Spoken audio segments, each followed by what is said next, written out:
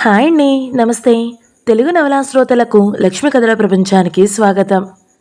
యశోద కైలాస్ పూలగుర్త గారు రచించిన సరైన నిర్ణయం అనే కథను వినేద్దామండి. పాస్పోర్ట్ రెన్యువల్ చేయించుకోవాలని రీజనల్ పాస్పోర్ట్ ఆఫీస్కి వెళ్ళిన వైజయంతి అక్కడ కౌంటర్లో కూర్చుని దరఖాస్తులను పరిశీలిస్తున్న ఒక అమ్మాయి వైపు పరీక్షగా చూసింది. హేమంతి కదూ అనుకుంది 10 సార్లు. తన వంతు వచ్చినప్పుడు ఏదో సందేహం వచ్చి ఆ అమ్మాయి తలెత్తి ఏదో ప్రశ్నించబోతూ వైజయంతి ముఖం చూసి అలా ఉండిపోయింది. క్షణంలో తేరుకుంటూ వైజయంతి నుండి దరఖాస్తులతో పాటు కావలసిన డాక్యుమెంట్స్ అందుకుని, కొంచెం సేపు వెయిట్ చేయండి మేడం, మీకు టోకెన్ నెంబర్ వస్తుంది అంటూ తన పనిలో నిమగ్నమైపోయింది. 1 గంట తర్వాత వైజయంతి తన పని పూర్తి చేసుకుని బయలుదేరుతుంటే అత్తయ్య అంటూ వెనుక నుంచి పిలుపు వినిపిస్తే మెరుపులా వెనక్కి తిరిగి చూసింది. హేమంతి, కాఫీ తాగుతూ మాట్లాడుకుందాం, ఒక 10 నిమిషాలు బ్రేక్ తీసుకుని వచ్చాను, మిమ్మల్ని ఇబ్బంది పెడుతున్నందుకు క్షమించండి అంటూ ఆ కాంపౌండ్లో ఉన్న కాఫీ షాప్కు తీసుకువెళ్ళి 2 కాఫీలకు ఆర్డర్ ఇచ్చింది. ఇద్దరు టేబుల్కు ఎదురెదురుగా కూర్చున్నారు. చెప్పండి అత్తయ్య, ఎలా ఉన్నారు? దాదాపు 6 సంవత్సరాలు అయిపోయింది కదూ అంటూ దీర్ఘంగా నిట్టూర్చింది హేమంతి. ఈ అమ్మాయి ఇలా ఇక్కడ తారసపడుతుందని తను ఊహించలేదు. అప్పట్లో ఓ ప్రైవేట్ బ్యాంకులో పనిచేసే హేమంతి ఇప్పుడు పాస్పోర్ట్ ఆఫీస్లో పనిచేస్తుంది. అంటే జాబ్ మారిందా? యాదృచ్ఛికం అంటే ఇదేనేమో. అసలు తను హేమంతిని జీవితంలో మళ్ళీ కలుస్తానని అనుకోలేదు. బంధాలు శాశ్వతంగా తెగిపోయిన తరువాత ఈ కలయికలకు అర్థం ఉందా? తను నో అని చెప్పే అవకాశం లేక ఇలా ఇరుక్కోపోవలసి వచ్చింది. అయినా తమను కాదని శాశ్వతంగా వెళ్ళిపోయిన ఆమెకు ఉండాలి గిల్టీనెస్. సిగ్గు లేకుండా తను వెళ్ళిపోతుంటే పిలిచి మరీ మాట్లాడుతుందా? అత్తయ్య, ఏం ఆలోచిస్తున్నారు? కాఫీ చల్లారిపోతుంది, తాగండి. ఆమె మాటల్లో ఎంతటి ఆత్మీయత! అప్పటికీ ఇప్పటికీ అదే మార్దవం ఆ గొంతులో. ఎందుకో గతం గుర్తొచ్చి కాఫీ కాలకుట విషంలా అనిపించింది. ఆమె సమక్షంలో ఒక్క క్షణం కూడా ఉండలేని అసహనం. ఉంటాను Hemanthi, thanks for your coffee అంటూ అక్కడి నుంచి వడివడిగా కదిలి వెళ్ళిపోతున్న వైజయంతి వైపు అలా కొన్ని క్షణాలు చూసిన ఆమె కళ్ళల్లో సన్నటి కన్నీటి తెర. 2 రోజుల తరువాత అమెరికా నుంచి వంశీ ఫోన్. అమ్మా, నీ పాస్పోర్ట్ పని అయిందా? అయిపోయిందిరా, నిన్న పోలీస్ వెరిఫికేషన్ కూడా అయిపోయింది. మరో 2-3 రోజుల్లో పోస్ట్లో వచ్చేస్తుంది. ఏమిటి గొంతలా డల్గా ఉంది? ఆరోగ్యం బాగుందా? హేమంతిని చూసినప్పటి నుంచి తనకు మనసు బాగుండడం లేదు. వంశీకి ఆ సంగతి చెప్పాలనిపించలేదు. తనే ఇంతలా బాధపడుతుంటే వాడికి మానిపోతున్న గాయాన్ని తిరిగి రేపడం ఎందుకు? బాగానే ఉన్నా అంటూ సమాధానమిచ్చింది. సరే, జాగ్రత్తమ్మా, పాస్పోర్ట్ రాగానే మెసేజ్ చెయ్యి, టికెట్స్ బుక్ చేస్తాను. ఇదిగో చూడు వంశీ, మరీ దగ్గరలో కొనేయకు. ఒకసారి డాక్టర్ దగ్గరికి వెళ్ళి చూపించుకోవాలి. అన్ని టెస్టులు చేయించుకోమంటే చేయించుకోవాలి కదా. సరేలే, ఒక నెల రోజుల వ్యవధిలో కొంటాను. శిఖరకు డెలివరీకి ఇంకా టైం ఉంది కదా. బాయ్ అమ్మా అంటూ ఫోన్ పెట్టేశాడు. గతం కళ్ళ ముందు కదలాడుతుంటే నిస్సత్తువుగా సోఫాలో వాలిపోయింది వైజయంతి. ఒక్కగానొక్క కొడుకు తనకు. తనది భర్తది ప్రేమ వివాహం. ఇద్దరు గవర్నమెంట్ పీజీ కాలేజీలో లెక్చరర్లు. తన భర్త సుకుమార్ మ్యాథ్స్ లెక్చరర్ అయితే తను ఫిజిక్స్ టీచ్ చేసేది. ఆనందంగా సాగిపోతున్న తమ అనురాగ దాంపత్యానికి చిహ్నంగా వంశీ పుట్టాడు. అత్తగారు మామగారికి కూడా సుకుమార్ ఒక్కడే. మామగారు పోయారు. అత్తగారు తమతోటే ఉండేవారు. తన కాలేజీకి వెళ్ళిపోతే వంశీ సంరక్షణ బాధ్యత అంతా ఆవిడదే. వంశీ పెరిగి పెద్దవాడవుతున్నాడు. చాలా బ్రిలియంట్ స్టూడెంట్. ప్రతి క్లాసులోనూ టాపర్గా వస్తున్నాడు. వాడు ఇంటర్ 2వ సంవత్సరంలో ఉండగా అత్తగారు హార్ట్అటాక్ వచ్చి పోయారు. ఇంటికి పెద్ద దిక్కు పోయారని తను చాలా బాధపడింది. తనకు అత్తగారికి మధ్య ప్రేమాభిమానాలే తప్ప ఎటువంటి మనస్పర్ధలు లేవు. అందుకే ఆవిడ లేని లోటు తనని చాలా కదిలించింది. వంశీకి ఐఐటి ఖరగ్పూర్లో సీటు వచ్చింది. అంతవరకు తమని ఒక క్షణం కూడా విడిచి ఉండనివాడు అంత దూరం చదువుకోవడానికి వెళుతుంటే చాలా దిగులు పడింది. సుకుమార్ తనను మెత్తగా మందలించాడు. ఒక లెక్చరర్వి అయి ఉండి కూడా ఇలా దిగులు పడడంలో అర్థం లేదు వైజు అంటూ. వాడు 3వ సంవత్సరంలో ఉండగా ఒకరోజు సుకుమార్ తీవ్రమైన తలనొప్పితో వాంతి చేసుకుంటూ కాలేజీలో స్పృహ తప్పి పడిపోయాడు. ఆగమేఘాల మీద హాస్పిటల్కి తీసుకువెళ్లారు. కానీ అప్పటికే అతని ప్రాణం అనంతవాయువుల్లో కలిసిపోయాయి. బ్రెయిన్ హెమరేజ్తో చనిపోయినట్టు డాక్టర్లు నిర్ధారించారు. వైజంతి లోకమే చీకటి అయిపోయినట్లు ఏడుస్తూ సొమ్మసిల్లిపోయింది. ఆ రోజు ఉదయం ఇద్దరూ కలిసి టిఫిన్ చేస్తున్నప్పుడు సుకుమార్ తనను జోకులతో నవ్వించాడు. ఎప్పుడూ ఆరోగ్యంగా నవ్వుతూ కనిపించే తన భర్త ఇంక తనకు కనబడరన్న వేదనతో అల్లాడిపోయింది. వంశీ కూడా డీలా పడిపోయాడు. వంశీ కోసం తను ధైర్యం తెచ్చుకుని జీవనం సాగించేది. ఖరగ్పూర్లో చదువు పూర్తి చేసిన తర్వాత పై చదువులకు యుఎస్ వెళ్తావా అంటే లేదు, ఇక్కడే ఐఐఎంలో చదువుతా అన్నాడు. కలకత్తాలో సీటు వచ్చింది. అక్కడ చదువు పూర్తి అవుతూనే హైదరాబాద్లో ఒక పెద్ద సంస్థలో మంచి ఉద్యోగం దొరికింది. వాడి ఉన్నతిని ఎదుగుదలను చూసి మురిసిపోవడానికి తన భర్త లేడు కదా అని దుఃఖించేది. కాలాన్ని నియంత్రించే శక్తి ఎవరికీ లేదు. ఆఫీస్ పని మీద అనేక దేశాలు వెళ్ళి వస్తున్నాడు వంశీ.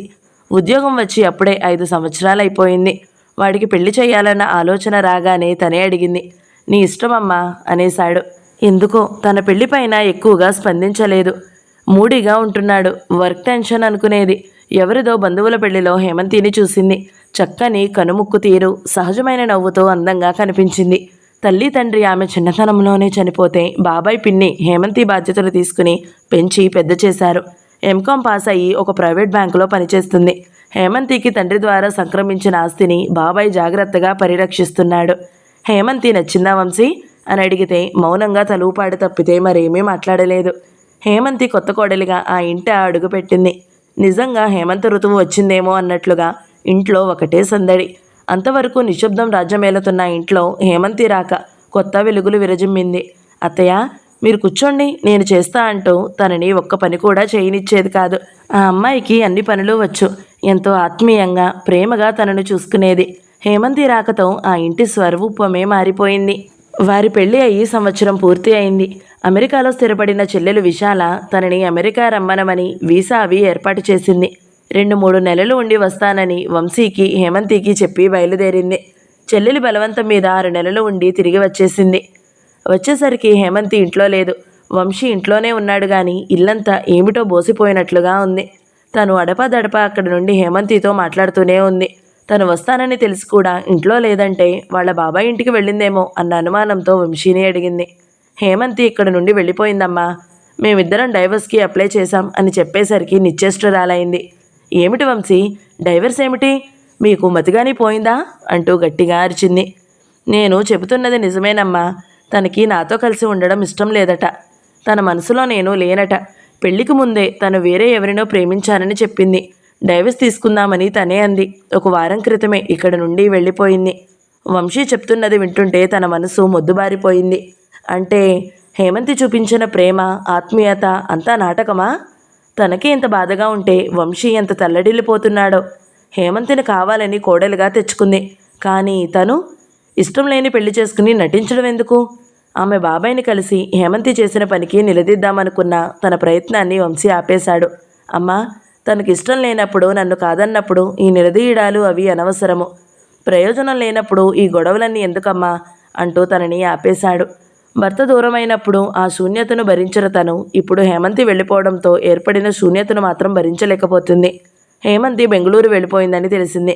కొన్ని నెలలకు ఇద్దరికీ విడాకులు మంజూరయ్యాయి. తను యాంత్రికంగా కాలేజీకి వెళ్ళి వస్తుందే కానీ ఏమీ ఉత్సాహం ఉండడం లేదు.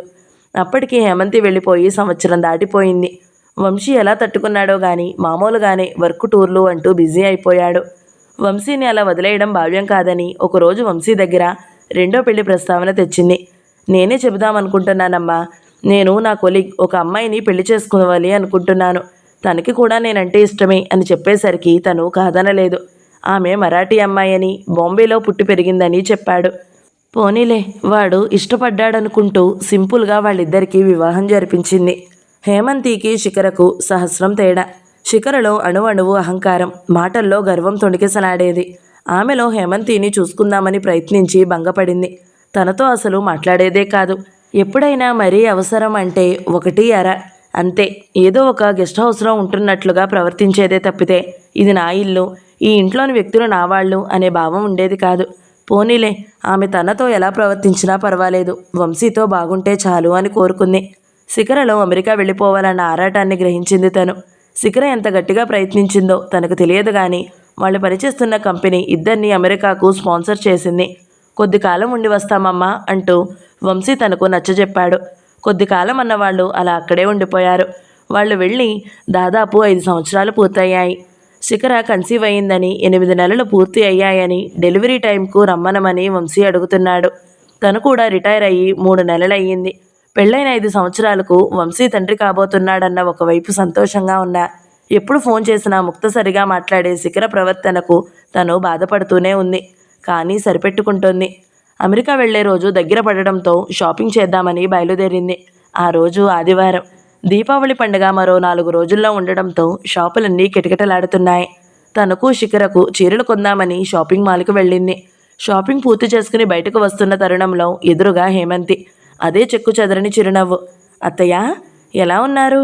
ఆత్మీయంగా ప్రశ్నిస్తున్న హేమంతికి జవాబివ్వాలని అనిపించలేదు.